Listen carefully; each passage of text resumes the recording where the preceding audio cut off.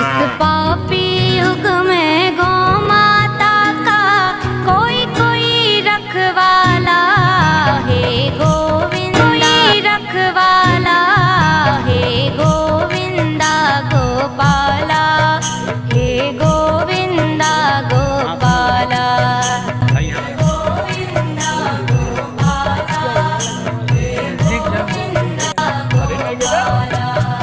इस पापी युग में गौ माता का कोई कोई रखवाला है गोविंदा गोपाला, हे गोविंदा गोपाला, गोविंदा गोपाला, हे गोविंदा गोपाला।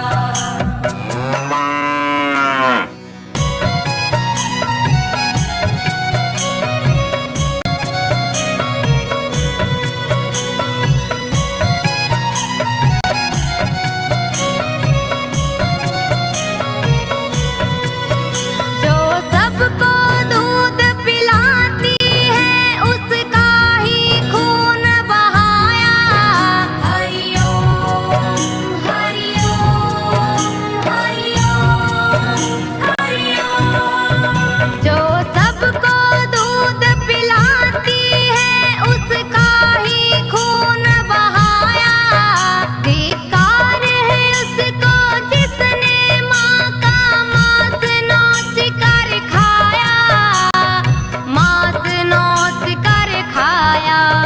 जो सबको जीवन देती है उसका ही वध कर डाला, हे गोविंदा गोपाला, हे गोविंदा गोपाला, गोविंदा गोपाला, हे गोविंदा गोपाला।